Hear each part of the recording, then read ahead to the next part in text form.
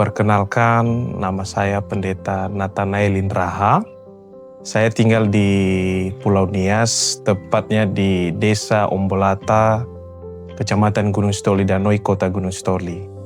Ya, untuk saat ini melayani di Gereja Pantai Costa Tabernakel GPT yang berada di Desa Unuwaimo.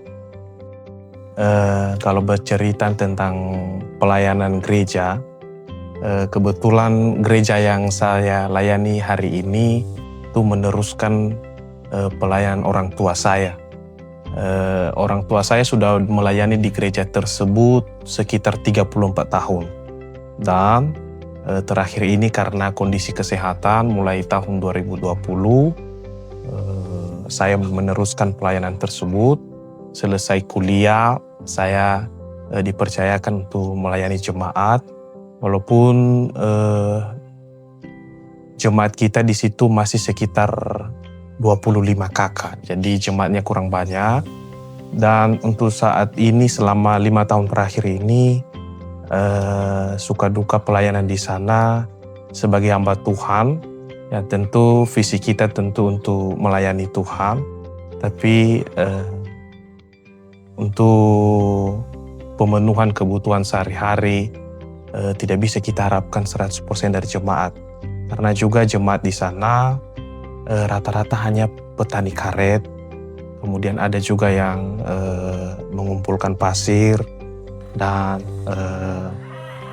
bercocok tanam pisang. Jadi sukanya ya namanya aja pelayanan Tuhan, tentu kita harus bersukacita melayani walaupun dengan keadaan yang kurang menyenangkan, tetapi kita tetap melayani untuk Tuhan. Kalau dukanya tadi ya serba kekurangan, ya namanya aja pelayanan di pedalaman, ya, mau tidak mau, cukup tidak cukup, kita harus mencukupkan diri dengan apa yang ada untuk saat ini.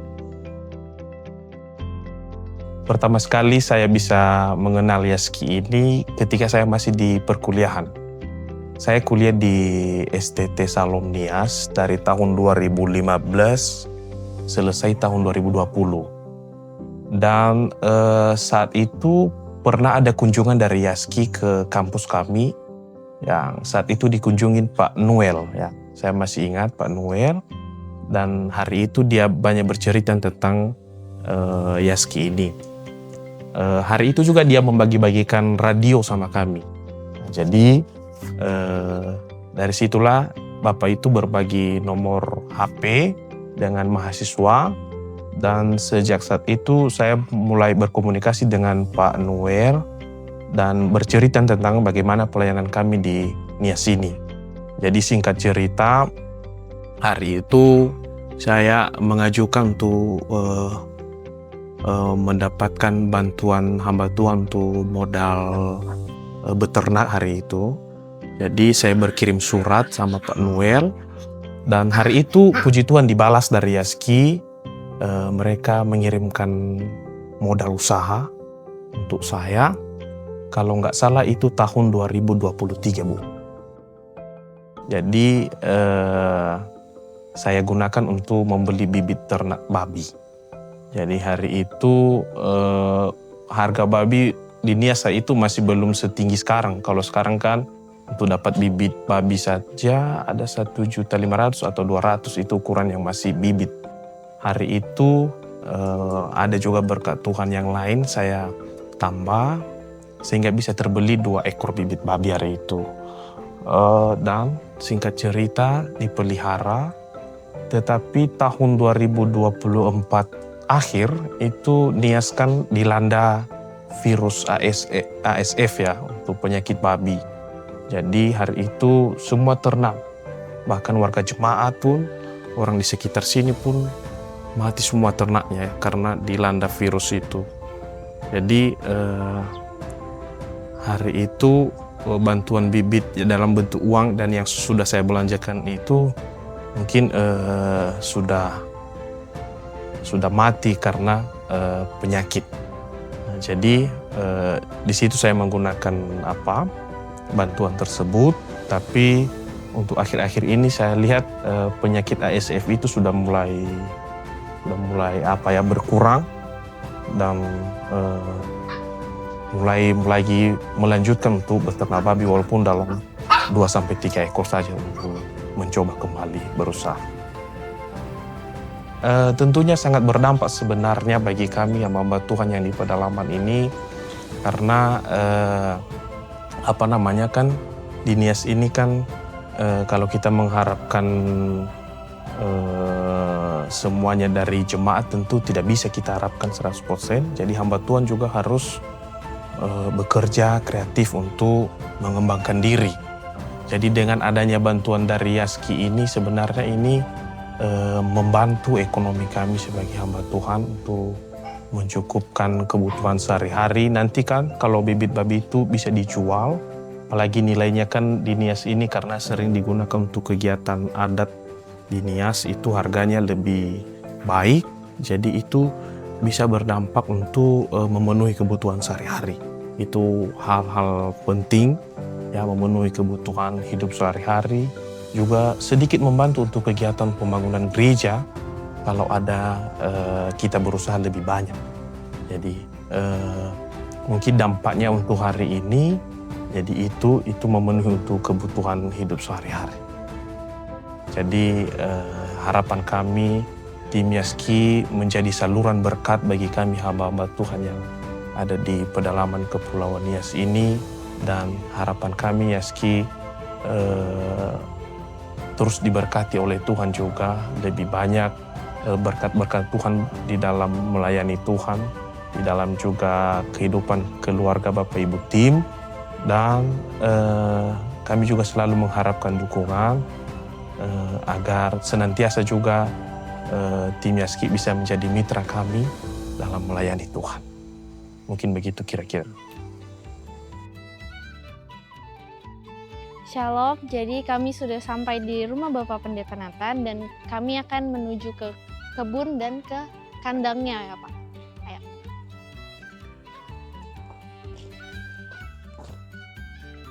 Oke, Mbak Dian, kita ini mau ke kandang babi yang sehari-hari saya beternak babi. Jadi mari kita lihat, ini ada beberapa ekor ternak babi yang kita pelihara untuk saat ini. Jadi dari Yaski kemarin juga kita dapat bantuan berupa uang untuk membeli bibit babi. Jadi mari kita lihat. Ini peliharaan saya untuk saat ini. Jadi ada 3 ekor sebenarnya. Jadi ini aktivitas sehari-hari sambil melayani juga di gereja. Kita juga harus bekerja untuk beternak. Sebelumnya ada berapa Pak? Kan sekarang sisa 3 kan katanya sempat ada sakit ya, dari itu. Ada sekitar 6 ekor kemarin itu, jadi karena udah beberapa mati karena virus, jadi tinggal segini aja dulu. Oke. Ini semuanya sebesar ini? Ini aja yang besar, yang di samping itu masih kecil. Masih kecil, itu masih yang kecil. Disebut bibit? Nah, disebut bibit dia. Nah, di sini ada 2 ekor. Oh, ini yang kecil? Nah, ini yang kecil dia. Dia bisa loncat gak sih? Enggak loncat, dia masih kecil dia. Oh iya, yang itu kecil. Yang bibit tuh yang kayak kecil ini? Yang kecil ini udah harganya 1 juta. Oh, sekarang 1 juta kecilnya? Yang kecil segitu. Ini jenisnya beda sama yang itu? Oh, sama aja, cuman apa? Itu ini yang putih, yang warna merah. Oh. Ini apa Pak? Kita juga pelihara ayam di sini, jadi sudah kita keluarkan, nanti malam-malam kembali lagi ke kandang. Oh, dia nanti udah keluar nih, terus nanti balik lagi sendiri? Iya, nanti kan kalau malam mereka kembali, jadi kita bantu masukkan ke dalam. Ya, karena sistem pemeliharaannya masih tradisional ya, jadi kita bebaskan di luar. Jadi Mbak Dian, ini kebiasaan saya setiap hari, setiap sore kayak gini ngasih makan babi. Jadi bahan yang kita gunakan ini hanya daun ubi saja sama dedak, karena ini memeliharanya masih secara tradisional. Jadi kita campurkan dedak ini di daun ubi. Jadi kita campur aduk. Ya, baru bisa kita kasih sama ternak ya. Nah, saya coba nanti Mbak Dian coba juga biar tahu gimana rasanya ngasih makan babi di Iya, boleh. pedalaman Nias ini. Kasih makannya. Oh, Jadi, digituin doang. jadi dia udah bisa makan. Nah, kalau Mbak Dian mau coba silahkan, nggak apa-apa. Boleh. Sekali Pakai aja. ini. Nah, iya, diambil. Ya, oke. Kemana nih, Pak? Jadi dikasih sama ternaknya.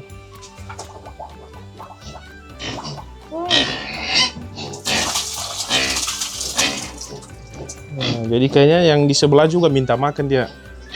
Boleh ya, kita kasih makan dia. Oh, langsung Mbak Dian aja ya. Ya, sini. Wah, dia naik banget. Jadi dia apa menyambut Mbak Dian, udah nggak sabaran dia. Mau dikasih makan. Pak, boleh geser nggak, Pak? Oh, boleh ya, silakan.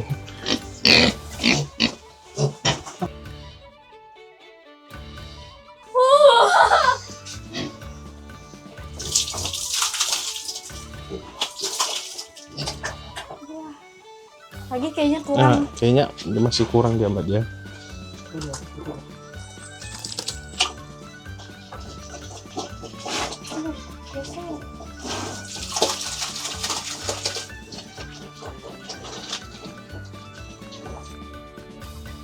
Oke, Mbak Dian, dari kandang kita mau coba lihat kebun yang sehari-hari saya usahakan juga selain beternak. Jadi kita mau menuju ke kebunnya. Boleh. Oke, mari.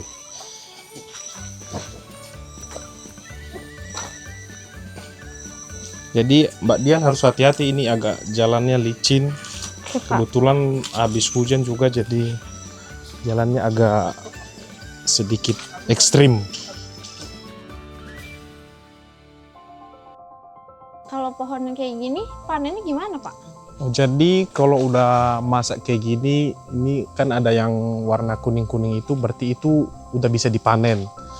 Jadi kalau kita panen dia, kita usahakan motongnya agak ke atas supaya kalau jatuh ke bawah buahnya nggak rusak. Nanti kalau udah rusak nggak bisa dijual. Jadi kita usahakan kita potongnya seperti begini. Jadi Sini ya. dipotongnya ke pohon-pohonnya. Nah, dipotong dulu batangnya, baru nggak boleh diputus. Jadi harus setengah biar dia turun ke bawah, biar buahnya itu agak menggantung ke bawah. Jadi bisa kita potong lagi. Nah, lebih jelasnya coba saya praktekkan ya Bu Dian ya.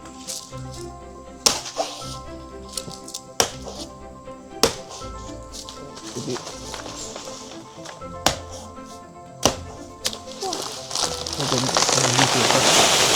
oke, izin ya Pak.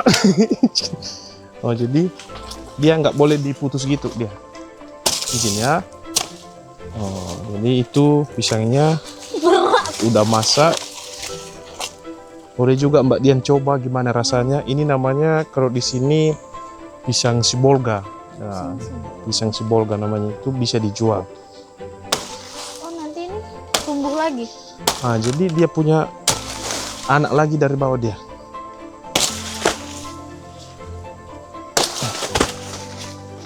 Tajam banget ya berarti.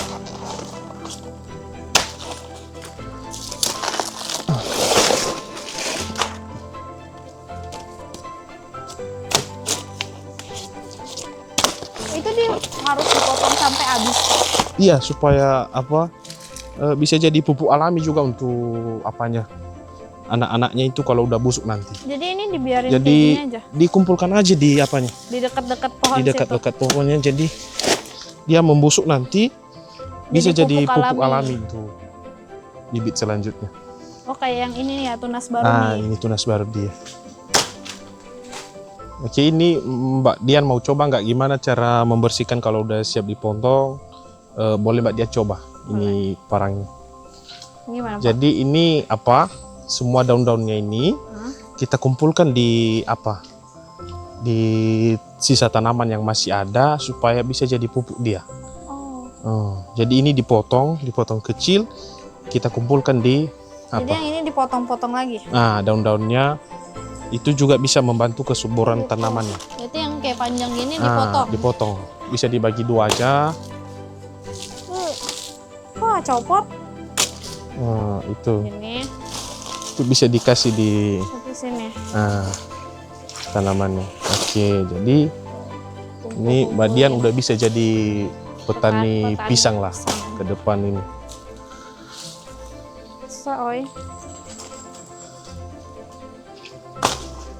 Gak putus, Pak. Cara motongnya gini Mbak Dian ya. Gimana, Pak? Nah, jadi ini agak kuat dikit kita buatnya. Itu langsung putus dia ya. Oke, jadi ini lagi Mbak Dian bisa juga dipotong lagi. Nah, ini Mbak Dian coba kasih di pohonnya. Jadi begitu Mbak Dian ya. Nah, ini pisaunya agak tajam ya, hati-hati.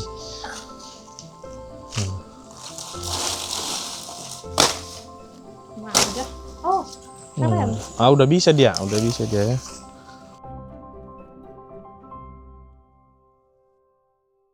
Kalau saya boleh tahu nih Pak, kira-kira ada nggak sih Pak pergumulan Bapak yang Bapak gumuli banget itu selama Bapak pelayanan sebagai hamba Tuhan? Baik, terima kasih. Untuk saat ini 5 tahun terakhir saya melayani di Gereja GPT Onowaimbo. Mungkin pergumulan utama kami saat itu adalah untuk pembangunan gedung gereja.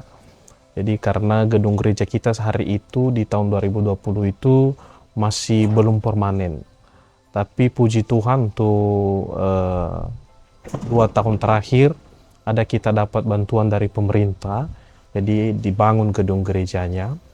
Tetapi untuk saat ini kita di GPT Onowaimbo itu sedang bergumul dan sudah saya ajak juga sidang jemaat.